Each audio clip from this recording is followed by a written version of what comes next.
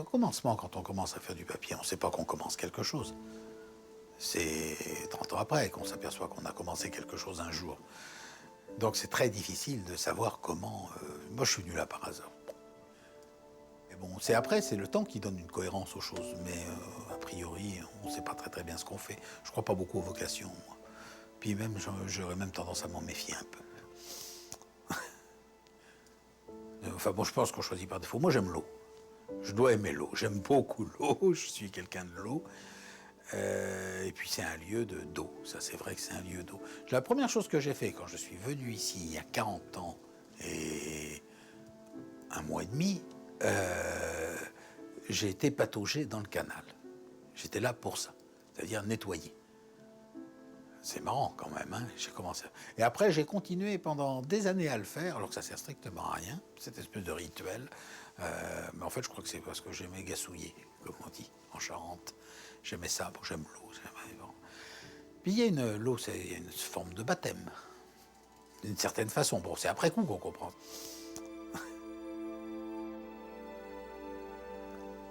Je ne vois plus du tout les choses de la même façon. Je ne sais plus qui j'étais, moi, à cette époque-là. Il y a beau temps que c'est bien loin. Bon, même si c'est le soi-disant moi, est-ce que... Non, c'est pas moi. C'est pas moi qui ai commencé à faire du papier.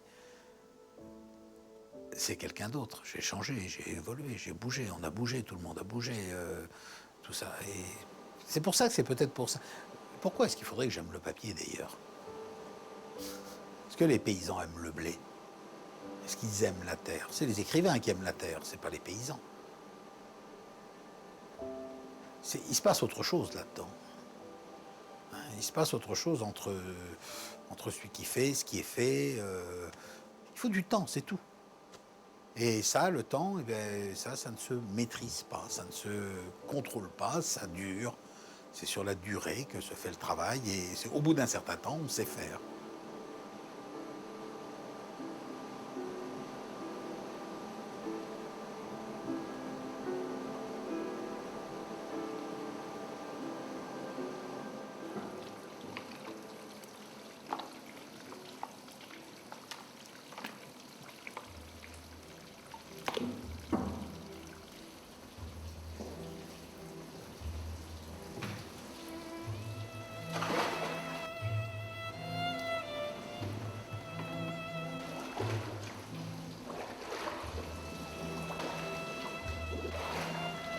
Quand on fait la feuille, quand l'eau s'en va dans le papier, on regarde, on sait très bien qu'il faut toujours regarder le centre. Si vous allez devant, la feuille sera épaisse là-bas. Si vous allez là, la feuille sera épaisse ici. On est focalisé au centre. Hein. Et quand on regarde cette espèce d'étendue liquide, on voit des tas de choses. Suivant le grammage, on voit des choses différentes. Des fois, on voit ce qui se passe de l'autre côté. Et puis bon, on rêve. Hein.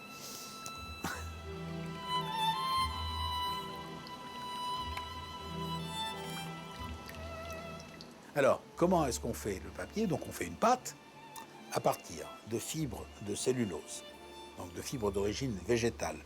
On contrôle la quantité d'eau que les fibres absorbent pendant un temps donné.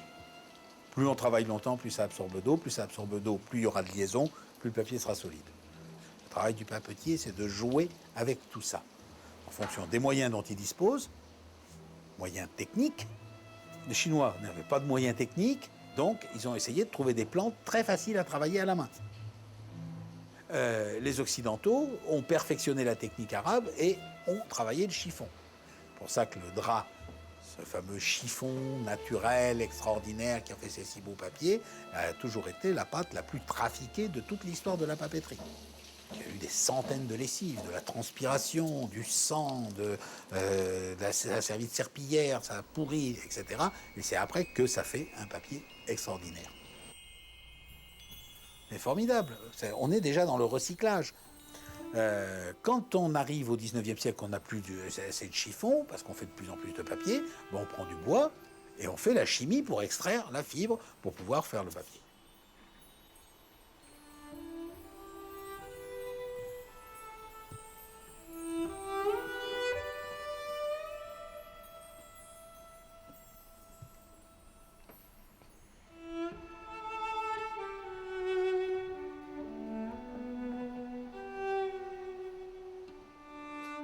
ce lieu a été construit pour fabriquer du papier. Et ce lieu m'amène tout doucement à reprendre les techniques pour lesquelles ce lieu a été construit. Je dis, il y a deux choses dans le papier qui sont essentielles, le reste compte pas. Il y a la pâte et ce avec quoi on l'a fait, et la façon dont on sèche les feuilles. Et ça se fait ici, et ça, je ne le ferai pas ailleurs.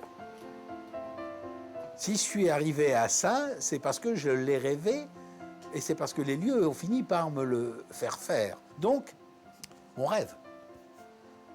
C'est ça le rêve, en fait.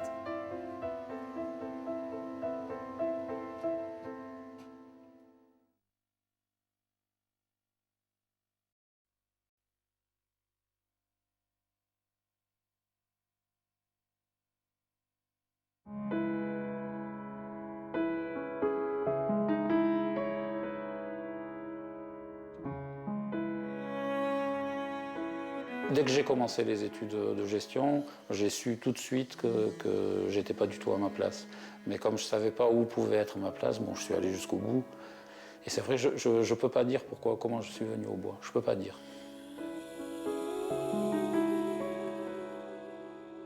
Je sais que j'ai acheté un des premiers livres qui se vendait en France à l'époque sur le tournage sur bois. Est-ce que c'est d'avoir lu ce livre? Je me souviens pas. En fait, la rencontre avec le bois, elle s'est fait assez tardivement. Même la rencontre, tout ce qui est rencontre avec le travail manuel, je dirais, ça s'est fait assez tardivement. La rencontre avec la céramique, ça date, c'est en 90, donc il y a déjà 15 ans que j'étais tourneur sur bois. Mais en tournage sur bois, je ne faisais que de la production. Je travaillais en sous-traitance pour des menuisiers, pour des ébénistes, pour des fabriques de luminaires et des choses comme ça, quoi. Parce que j'étais à peu près convaincu que tout ce qui était de tournage sur bois, disons, artistique, n'était pas viable. Voilà, donc c'est comme ça que je suis arrivé un peu à ça, quoi.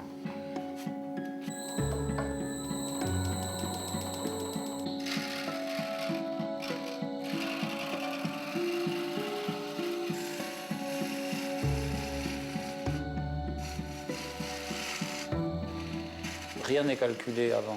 Rien n'est calculé avant, c'est-à-dire que bon, je découpe mon morceau de bois. À partir du moment où je ne travaille pas justement avec la mise en valeur des fibres qu'il y a dans le bois, à partir des nœuds, mettre en valeur un nœud, un joli polissage, etc., je vais pouvoir me laisser aller complètement.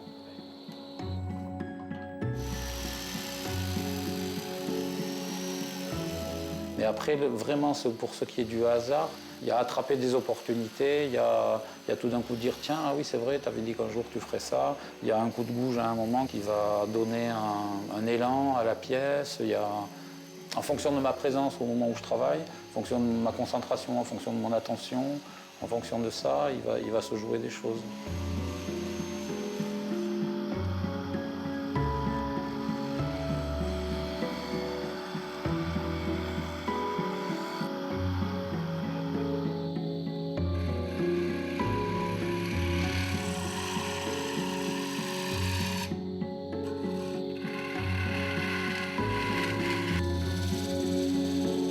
L'oreille est très importante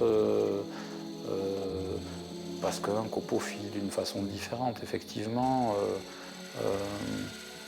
la pièce en train de tourner dit quelque chose. Hein. Quand elle devient très fine, elle vibre, donc le son est complètement différent, etc. Ça, je travaille beaucoup au son, oui, ça c'est sûr.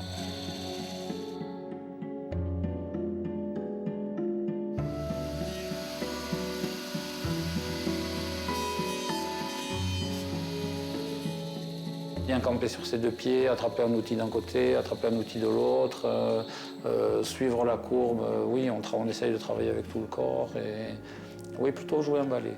Voilà, ça serait mieux qu'une partition.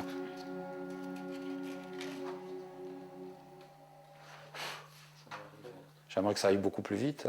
J'aimerais aller plus vite. Mais quand je me demande mais plus vite par rapport à quoi, je me dis j'en sais rien. Donc à ce moment-là, encore une fois, ça se calme.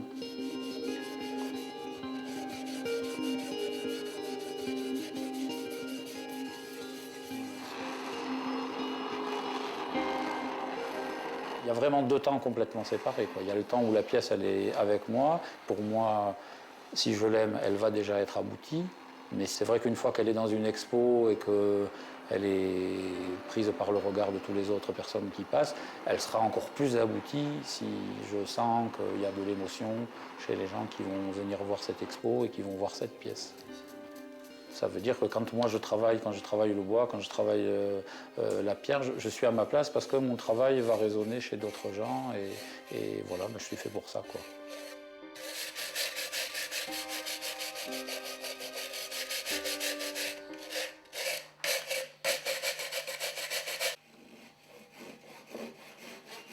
Pour moi, d'avoir trop de matériaux, c'est plutôt une souffrance. C'est plutôt une souffrance qu'un désir. Des fois, je le vis un peu comme une angoisse, mais je le vis comme une angoisse dans les moments où je ne produis pas, dans les moments où je ne travaille pas, dans les moments où je suis emprisonné dans de la paperasse ou des trucs comme ça. Mais je me rends compte que c'est parce que j'ai envie d'aller travailler les trois et qu'à la limite, je ne sais pas trop lequel aller travailler en premier. Donc ça va être une angoisse.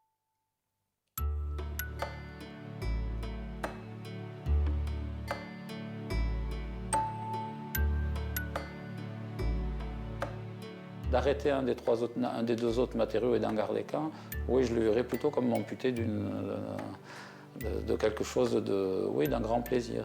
Quand je travaille, il n'y a plus de questions. Quand je travaille, il n'y a plus de questionnement, il n'y a plus de... C'est pour ça que j'aime travailler.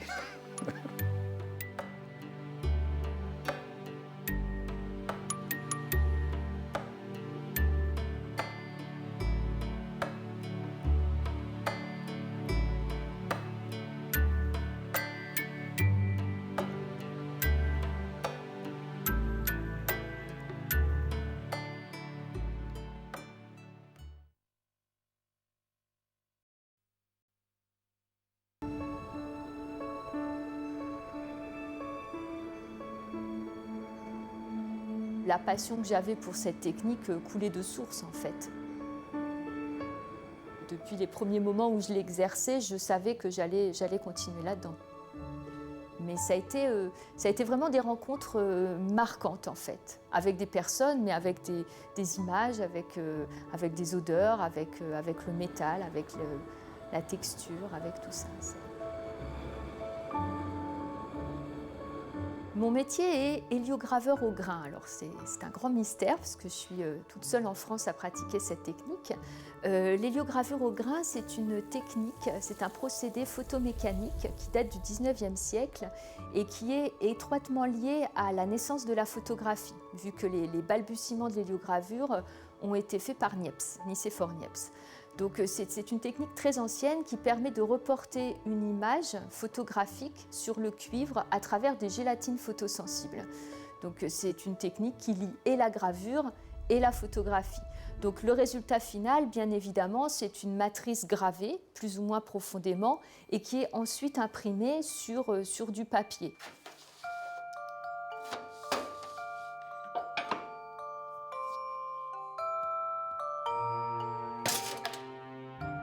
Dans les matières que je côtoie quotidiennement, il y en a une qui me tient particulièrement à cœur, qui est le cuivre, parce que le cuivre, c'est la base de mon métier. C'est un métal qui peut paraître froid, mais qui est extrêmement souple, en fait, qui est extrêmement chaud, ne serait-ce que par sa couleur, par sa teinte.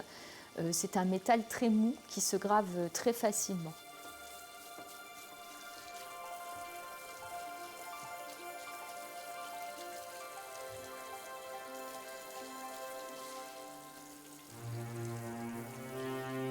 J'ai un rapport vraiment privilégié avec la gélatine, bien sûr, parce que c'est une matière vivante. Donc je la manipule avec énormément de précaution parce qu'elle va réagir, elle a son âme en fait. Donc c'est vrai qu'il y a pratiquement une sensualité qui s'établit entre la main, la gélatine, le cuivre. On va effleurer le cuivre. D'ailleurs, il y a un vocabulaire très érotique en gravure. On dit rendre le papier amoureux, retrousser la plaque. Il y a tout un vocabulaire comme ça en gravure qui est assez rigolo.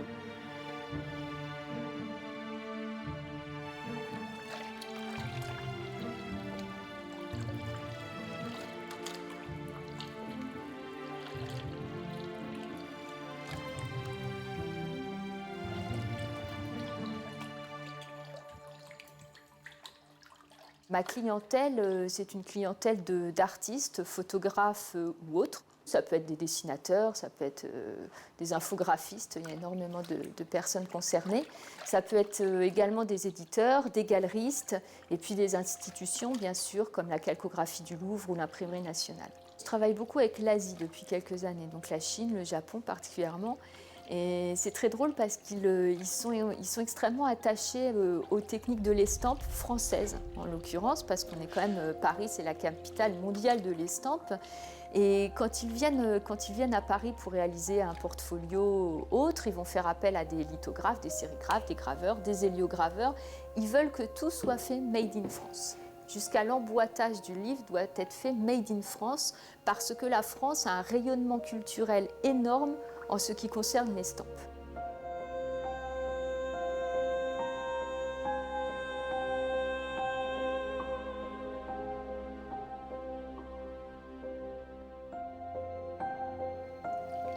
L'étape vraiment qui me donne le plus d'émotion en héliogravure, c'est justement le moment où la gélatine se dépouille et l'image se révèle sur la gélatine, donc dans des couleurs ocre. C'est très rigolo parce que les enfants pensent que je fais de la magie. Parce qu'ils me voient poser une feuille vierge sur le plateau de la presse et quand eux tournent la presse en disant abracadabra, finalement, quand ils retirent la feuille, il y a leur dessin dessus.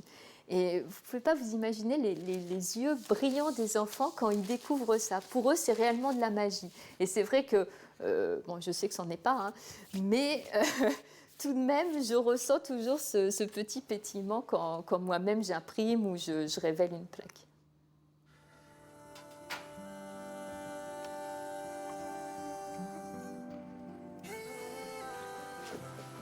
C'est une technique qui a des richesses insoupçonnées et je trouve que nous n'avons pas exploité la matrice même, qui est le cuivre gravé.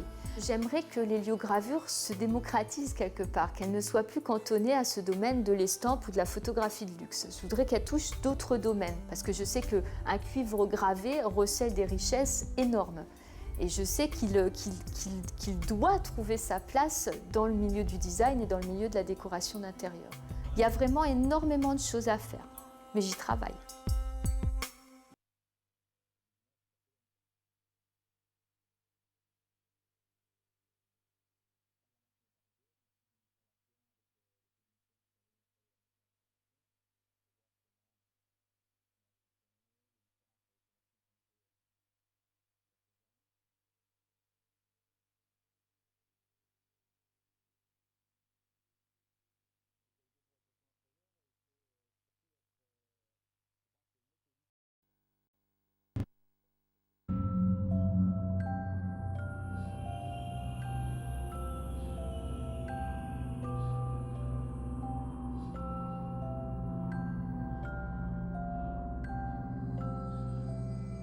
L'inspiration, elle peut venir d'un spectacle, elle peut venir d'un petit caillou sur la plage. Il y a une chose qui nous a toujours fascinés, c'est le soleil au travers des persiennes. C'est quand vous promenez l'été dans la forêt et qu'il y a tous ces jeux de superposition de feuilles et de raies de lumière qui passent au travers des feuilles avec différentes tons de couleurs parce que les feuilles se superposent. Et il y a un moment, vous voyez ça et vous vous dites ah ben, alors déjà j'ai envie de faire des objets, mais si en plus on pouvait faire que tout ça, ça chatoie, ça vibre, ça bouge, que la lumière joue avec tout ça et agrémente l'objet, c'est génial. Avec Sylvie, on a créé Ombre Portée en commençant d'abord par faire du petit mobilier d'appoint sur lequel on mettait des petites lampes qui étaient juste en décoration. Et ce qui était génial, c'est qu'on vendait mieux les petites lampes de décoration que les meubles d'appoint. Enfin, on en vendait quelques-uns, mais on vendait beaucoup plus de luminaires.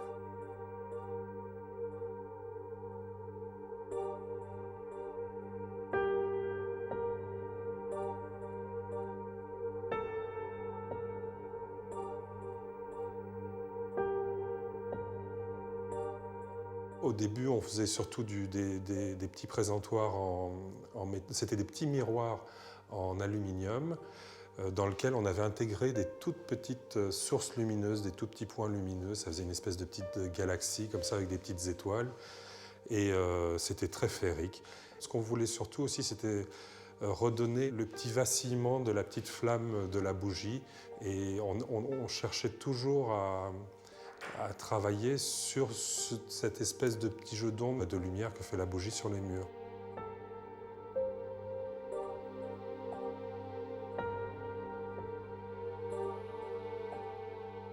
On fait des luminaires qui n'ont pas pour fonction d'éclairer. On fait des luminaires qui ont une fonction décorative.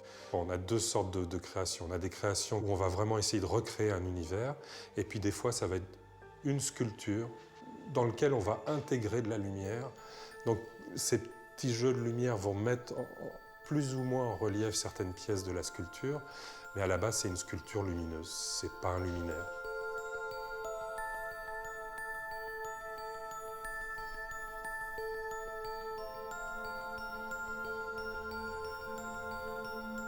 C'est pas évident de bien éclairer une pièce. Donc nous, ce qu'on voulait, c'était vraiment faire de l'ambiance, avec toujours ce petit côté féerique. Il y a toujours une petite histoire de fées, de petits elfes qui se baladent, un univers mi-enfantin, mi-féerique et prince charmant et princesse. Peut-être parce qu'on l'attend encore, non, j'ai dit des bêtises. Mais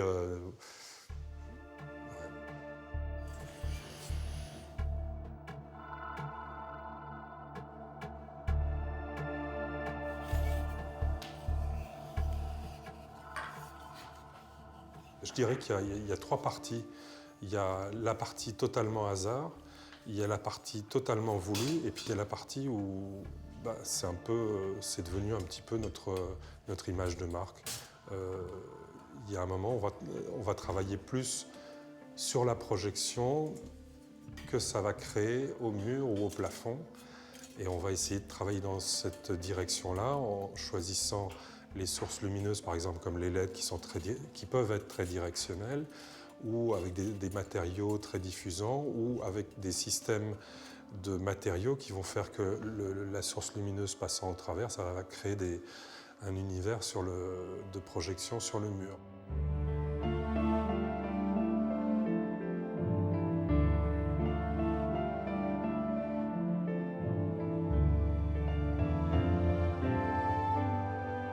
Les espérances. Alors on est dans un monde de brutes, il y a le prince charmant, la princesse, la méchante fée Carabosse. Bah oui, la vie, il y a du bon, du pas bon, il y a des petits moments de bonheur, il y a des grands moments de grand malheur. Et puis il y a cette petite flamme, cette petite lumière, cette petite bougie. Et puis voilà, c'est toute la métaphysique de la vie, de la mort, oui, le luminaire. C'est effectivement la petite flamme derrière, quoi. La petite flamme qu'on a dans son cœur, la petite flamme qu'on a dans l'esprit. Bah oui, essayons dans ce monde de brut de faire un peu de délicat.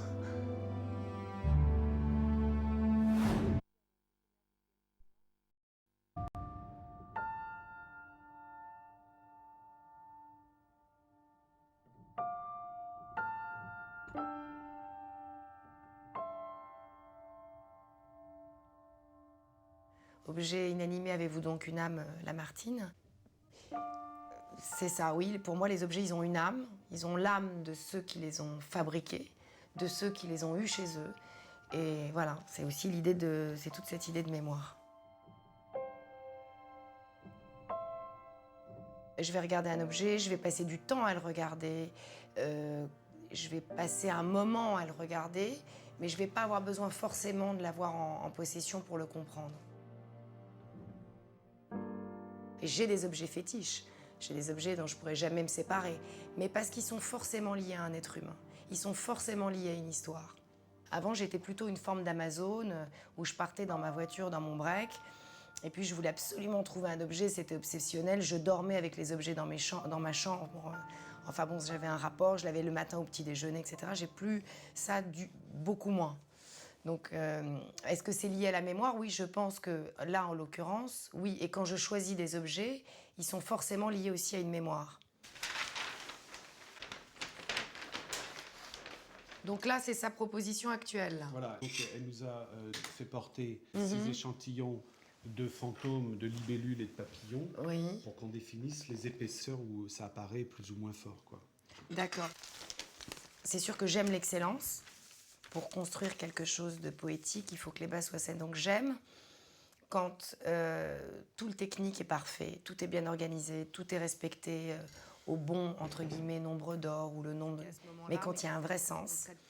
Et ensuite, quand tout s'efface et que ce soit uniquement le côté poétique qui passe. Mais qu'en même temps, on puisse se rendre compte, comme sur le chantier de la rue Lincoln, qu'il y a énormément de travail et de passion derrière ça, non seulement en moi, mais aussi chez des peintres décorateurs qui font multiples échantillons pour pouvoir arriver à une satisfaction, chez des staffeurs, chez des gens qui ont fait les vitraux.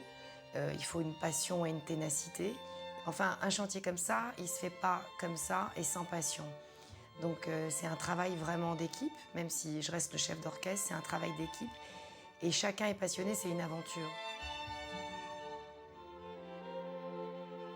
C'est une histoire d'humain aussi, parce que qu'est-ce qui compte le plus dans la vie? C'est quand même les rapports humains. Donc après, en ayant des rapports humains et des fils conducteurs et des passerelles, si vous arrivez à créer du rêve, j'aime quand je fais des lieux comme ça, que les gens se plaisent à rêver. Et j'aime que les gens qui font ces choses-là avec moi rêvent aussi.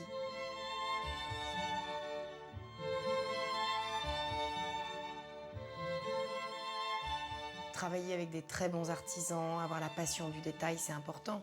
Mais en même temps, si l'histoire est vide, si c'est sans sens, si ça ne raconte rien, je vois pas non plus l'intérêt.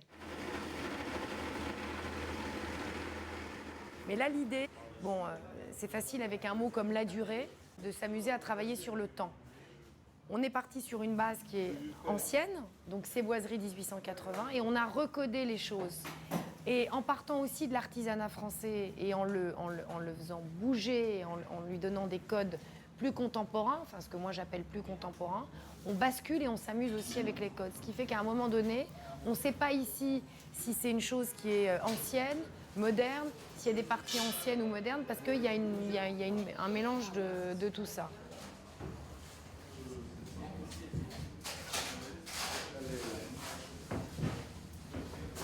Je trouve qu'aujourd'hui, on a la forme et on a la fonction. Et on a oublié le fond.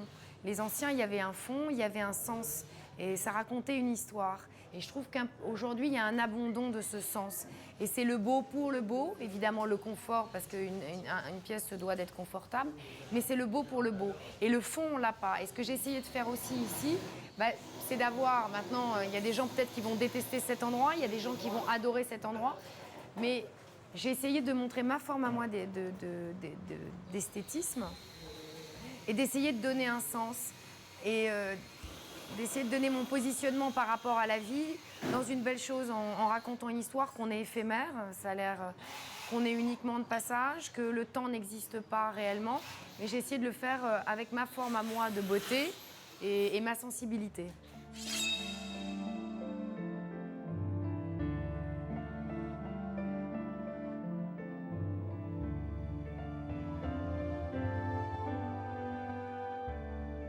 Ça va être extrêmement prétentieux ce que je vais dire, mais c'est pas grave. Moi, je me dis qu'en amenant des belles choses aux gens et en essayant de leur procurer du vrai et du profond, on ne peut rendre que meilleurs les gens. Donc c'est peut-être complètement fou, mais c'est ça ma lumière.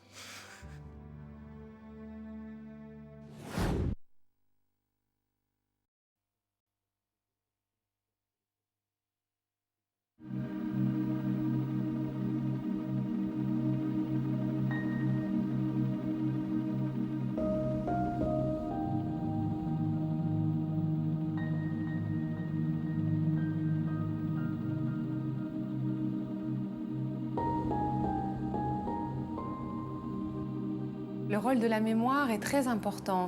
En fait, la mémoire, elle vient Effectivement, comme beaucoup d'enfants qui sont nés au sein d'une entreprise, on entend parler de ce métier-là. Donc, que ce soit ma sœur ou moi, on a toujours entendu parler de ce métier, des problèmes de fabrication, des joies comme des difficultés de production. Donc, on a baigné là-dedans. J'ai entendu mon grand-père, j'ai entendu mon père. Et voilà, donc c'est vrai que ça nous a bercés au quotidien.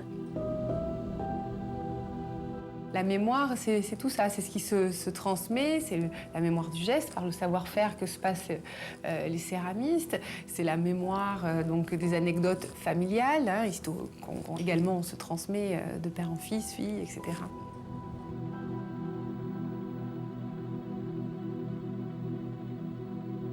Donc c'est important.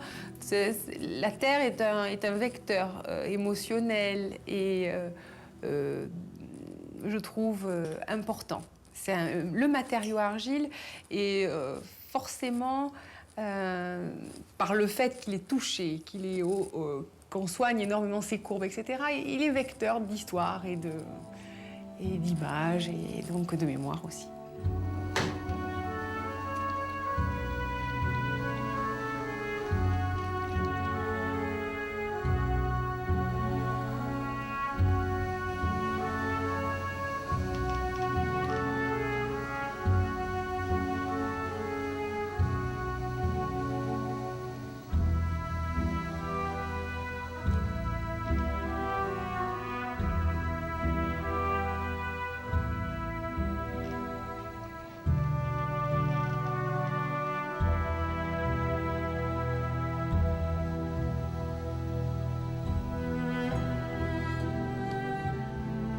J'ai tenté de tourner, je pense que j'avais 6 ans.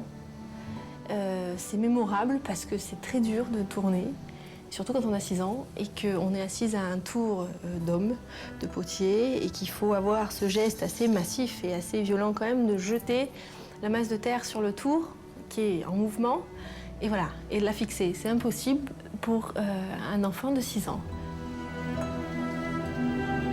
Mettre les mains à la pâte, il n'y a pas d'autre mot, c'est quelque chose de naturel. Je le fais jamais, maintenant, dans mon métier, malheureusement. Mais c'est pour moi quelque chose, quand je l'ai fait, c'est quelque chose de naturel, puisque je baigne dans cette entreprise et depuis tout le temps. Donc j'ai toujours vu de l'argile, des gens avec les avant-bras couverts de terre, avec les habits, voilà, manipuler de l'argile d'une forme ou d'une autre. Donc moi, c'est un élément vers lequel je vais facilement, sans problème, et volontiers. C'est un élément très ami. Voilà, donc oui, beaucoup de douceur dans tout ça, ouais.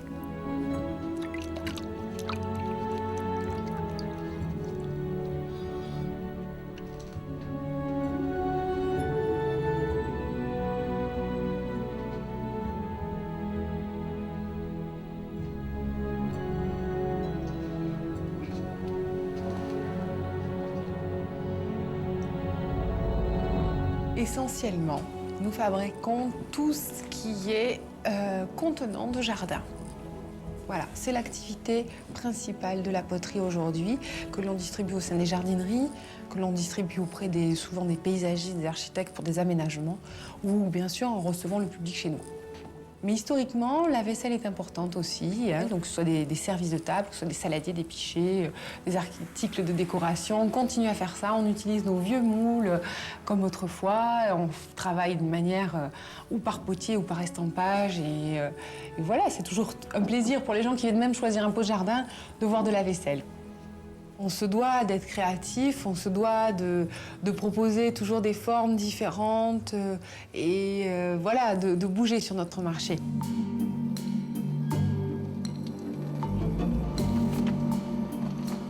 Faire appel à des designers comme Olivier Gagnère est un moyen d'ouvrir.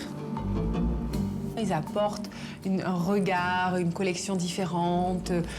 Voilà, donc c'est toujours une démarche, parce que c'est vrai que nous, on est dans notre jus local et que c'est bon de se faire un peu rafraîchir les idées par un designer.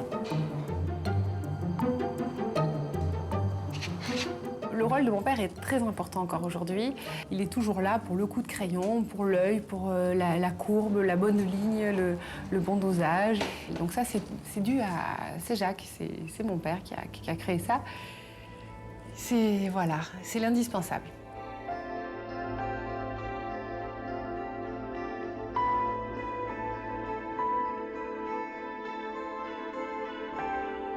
Marion et moi, on a en tout 5 enfants qui sont tous concernés par l'entreprise. On fera ce qu'il faut pour que ça perdure sous le nom de Ravel. Mais non, c'est une entreprise qui est connue sous ce nom-là. C'est notre nom à nous. Non, ça continuera sous ce nom-là.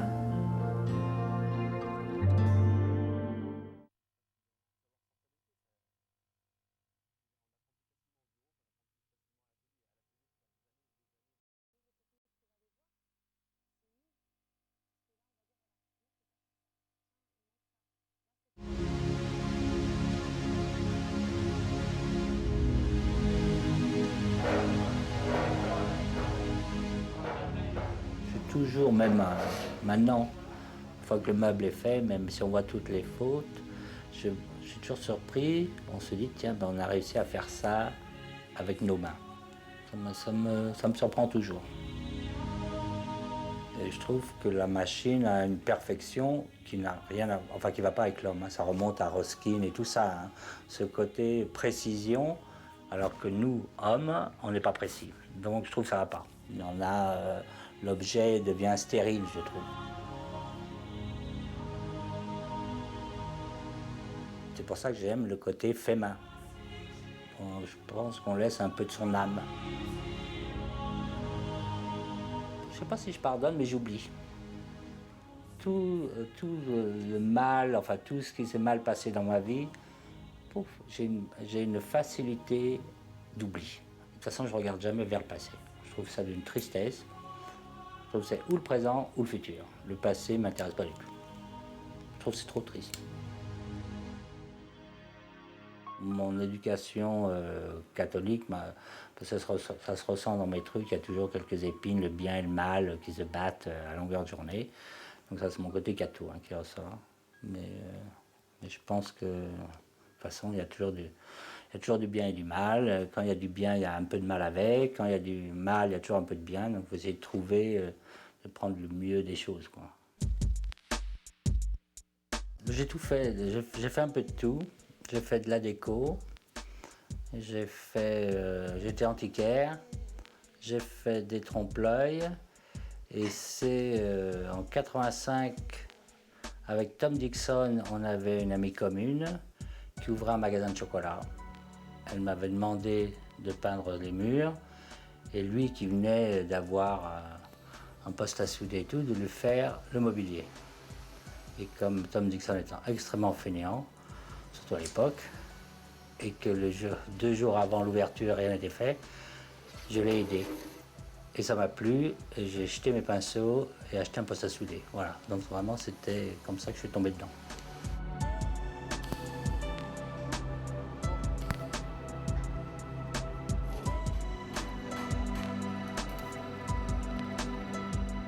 C'est un matériau pas cher, donc que je trouvais extrêmement rébarbatif et vilain. Moi qui aimais plutôt les beaux meubles 18e et tout, je trouvais ça un peu rébarbatif.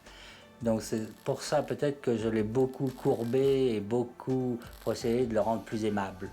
Parce que je trouvais quand même c'était un peu rude. C'est un peu là-dessus qu'on m'a... Oui, j'ai fait mon nom. Je suis sorti avec la chaise Spine, qui a fait mon nom. Ce qui m'énerve un peu parce que les gens me connaissent par ça et ils ne me connaissent pas par autre chose. Et pour moi, la chaise Spine, c'est quand même qu'une chaise de jardin. C'est vrai que j'aime les choses compliquées. J'aime les choses compliquées parce que je trouve qu'en faisant des choses compliquées, on apprend. On se pose des problèmes, et plus les problèmes sont compliqués, plus on est obligé de chercher et d'apprendre. J'ai un problème, c'est que comme je n'ai pas de plan, j'ai pas de dessin, j'ai pas de machin, si je suis pas là, ça s'arrête très vite. C'est un peu mon problème. Je trouve que le dessin fige l'objet. Enfin, et puis sur un dessin, tout marche. Et puis quand on commence à fabriquer, on se rend compte, maintenant c'est pas possible. Et le temps qu'on aurait fait un dessin, on a fait la moitié du chose. Donc voilà. préfère faire les dessins après, quand l'objet est fait. Parce que si on savait, si on avait un dessin précis et qu'il fallait le réaliser, quelle tristesse. Enfin, moi, je serais déjà ailleurs. Hein. Donc, je trouverais ça très dur. Donc là, jusqu'à la fin, on ne sait pas vraiment que va être le résultat. Ça va être bien, pas bien, très bien, médiocre. C'est la surprise.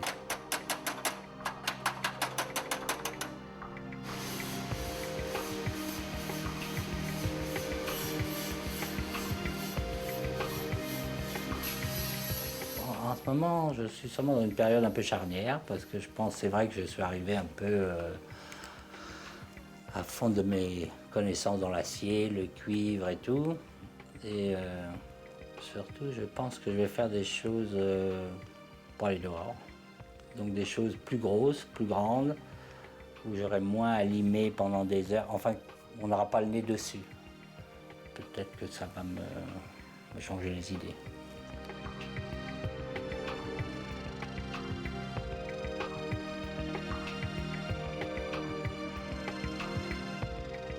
Est-ce que je suis heureux maintenant? Oui, je pense que je suis assez heureux. J'aimerais être encore plus content, j'aimerais arriver à avoir besoin de rien, vivre dans une maison porte ouverte sans rien. Enfin, toutes des choses, j'en suis pas encore là, mais ça arrivera peut-être. Mon idéal serait de vivre dans une armoire, mes grandes armoires, j'adore les grandes armoires, dans un pré avec un petit ruisseau. Ça, c'est tout, avec rien.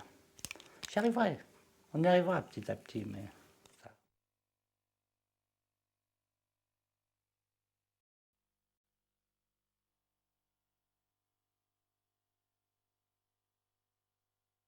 Alors, la Manufacture nationale de Sèvres que vous allez découvrir aujourd'hui a d'abord été une manufacture impériale, une manufacture royale, mais avant cela, elle a été une manufacture privée, puisqu'elle est née de l'initiative de deux ingénieurs chimistes qui, en 1740, se lancent dans la découverte du secret de l'or blanc, essayer de découvrir le secret de la porcelaine. Alors, si on doit essayer de recaler quelques dates principales de l'histoire de la manufacture, donc 1740, elle est créée non pas à Sèvres, mais à Vincennes. En 1756, elle est transférée ici à Sèvres et comme elle est victime de son succès, il faut au 19e trouver d'autres espaces, des bâtiments plus grands. Et c'est en 1876 que l'on va construire les bâtiments que vous allez découvrir, donc des bâtiments typiques de l'architecture industrielle du 19e.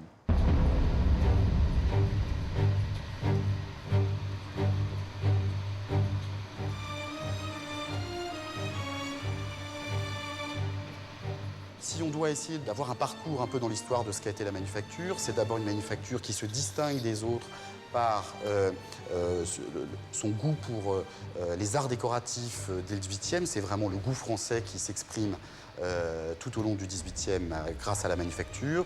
Au XIXe, c'est la technique maîtrisée, c'est l'expression vraiment de la puissance. Napoléon en fait un outil de propagande, hein, puisque sur les décors des grands vases ou des assiettes, il glorifie par exemple la campagne d'Égypte. Et puis le XXe, on bascule progressivement vers la libération des formes, vers l'art contemporain. Et c'est vraiment en 1965 qu'un virage fondamental se fait vers l'art contemporain et qui est aujourd'hui poursuivi et accéléré au début du XXIe siècle.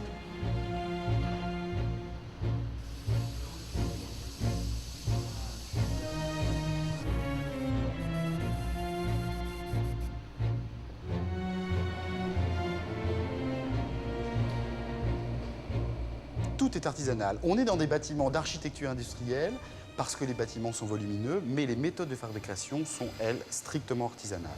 C'est-à-dire que nous faisons entrer, en fait, les matières premières, le kaolin, le quartz, le feldspath, un peu d'oxyde métallique, un peu d'or, un peu d'eau, et au travers d'une chaîne de production de 27 ateliers, vont sortir des pièces d'excellence, totalement réalisées à la main. Les seules traces de mécanisation qui ont lieu à la manufacture datent du 19e, puisque c'est Alexandre Brognard, un des grands directeurs de la manufacture, qui décide de mécaniser un processus de fabrication, le processus de fabrication des assiettes. Mais à part cette étape-là, on n'a absolument aucune mécanisation qui s'est introduite dans notre chaîne de production. Et c'est ce qui est véritablement la force de cet établissement.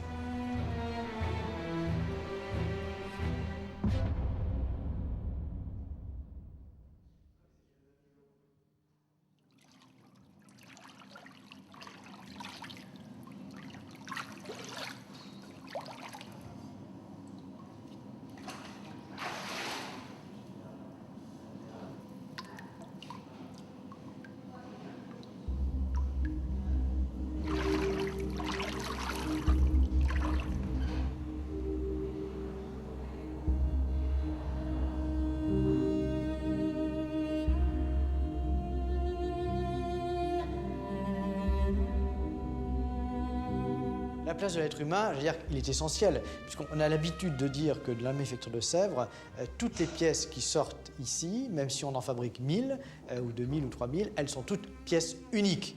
Il y a toujours une petite différence qui est due d'ailleurs à la main du tourneur, qui ne va pas être la même, également à la main de l'émailleur et aux irrégularités des cuissons, notamment avec des cuissons au four à bois où tout est au naturel et rien n'est contrôlé scientifiquement et technologiquement parlant. Donc il faut accepter ce positionnement, je veux dire, de l'établissement qui fait que la rareté des pièces de Sèvres, elle est encore plus évidente lorsque l'on voit ces conditions de fabrication.